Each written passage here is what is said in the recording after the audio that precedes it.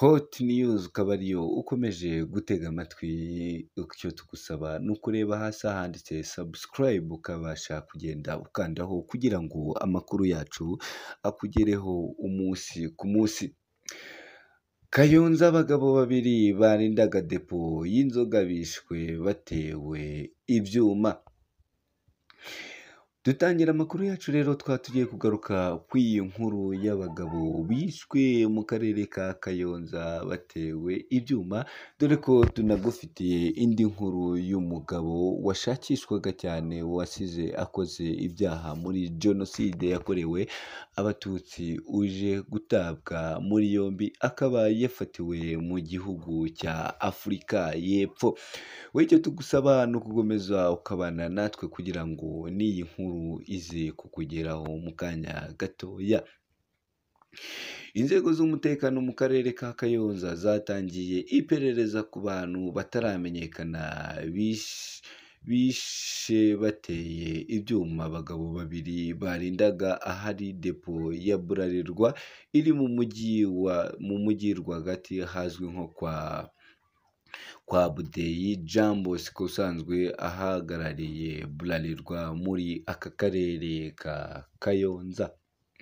Twavuga ko rero ari inkuru ije nyuma yaho hano muri Kayonza ku munsi w'ejo nabwo hari hafashwe abandi bantu bagera muri 4 nabo bakurikiranyweho urupfu rw'umusore waje kwicwa akajugunywa muri tuwarete. Amakuru avuga ko aba bagabo byamenyekanye ko bishwe mu gitondo cyo kuri uyu wa kane tariki ya 25 Gicurasi 2023 nyuma yo gusanga bishwe batewe ibyuma. Umunyamabanga nshingwabikorwa w'umusigire w'umurenge wa Mukarange Habanabakize Innocent yabwiye ikinyamakuru Igihe dukesha iyi nkuru ko inzego z'umutekano zatangiye iperereza ku buryo hamenyekana abishe aba bagabo babiri. Uyu mugabo akaba yakomeje agira ati nibyo abo bagabo bishwe, ubu turiyo n'inzego z'umutekano aho zahise zitangira iperereza, ibindi murabimenyeshwa nyuma. Umwe mu bageze ahabereye ubu bwicanyi yabwiye ikinyamakuru Igihe aricyo dukesha iyi nkuru ko aba bagabo babiri bishwe baciwe imitwe, gusa ngo ntiharamenyekana niba ababishe hari icyo bibye ngo kuko inzego z'umutekano zahise zihagera zirahazitira zinatangira iperereza. Twabibutse ko hashize iminsi mike mu ntara y'Iburasirazuba hagaragaye ubujura bwitwaje ibyuma aho haherukaga kugaragara abantu baje bica umuntu wari ushinzwe kurinda umutekano kuri banki ya Populaire, uwarindaga nawe akaba yarishe atewe ibyuma, ndetse dore ko n'abamwishe batari bamenyekana. Mu yandi makuru tugufitiye hano kuri Hot News, Kayishema wari nimero ya mbere mu bakekwa jenoside yafashwe.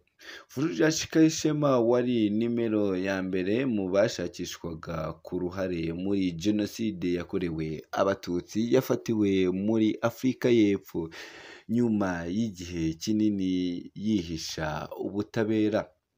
Fulgence Kayishema yatawe muri yombi kuri uyu wa gatatu nyuma ya saa sita mu gikorwa cy'inzego z'ubutabera Afurika y'Epfo zakoze zifatanyije n'ubushinjacyaha bukuru bwa RMCT, umushinjacyaha mukuru w'urwego rwasikariyeho inkiko mpuzamahanga mpanabyaha RMCT.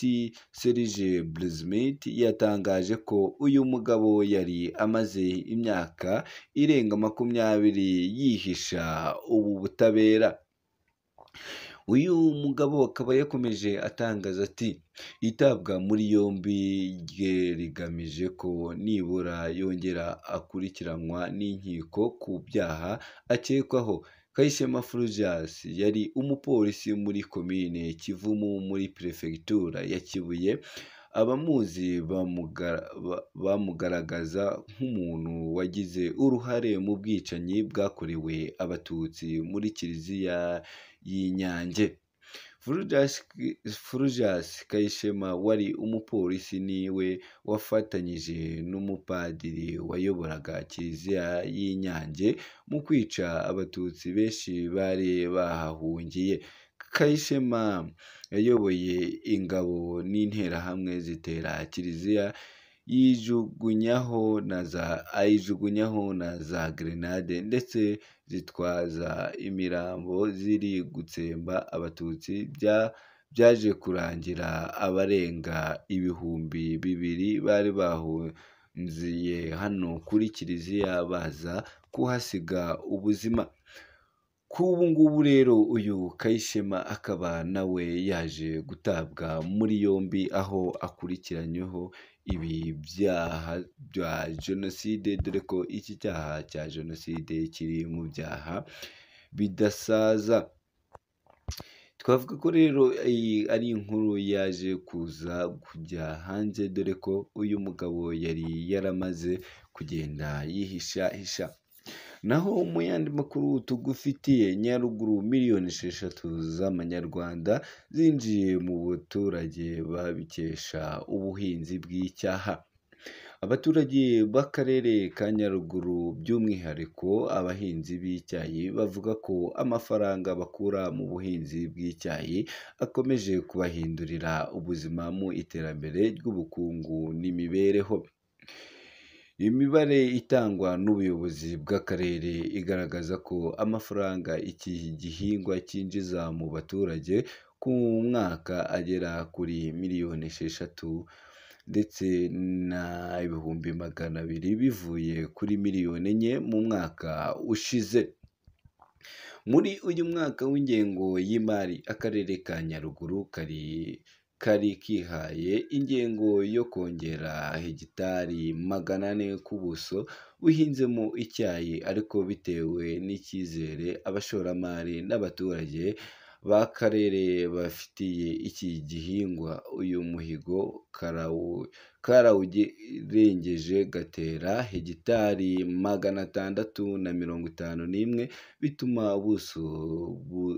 ubuso bw'icyayi buhinzeho iki cyayi muri aka karere bugera kuri hegitari 7,250.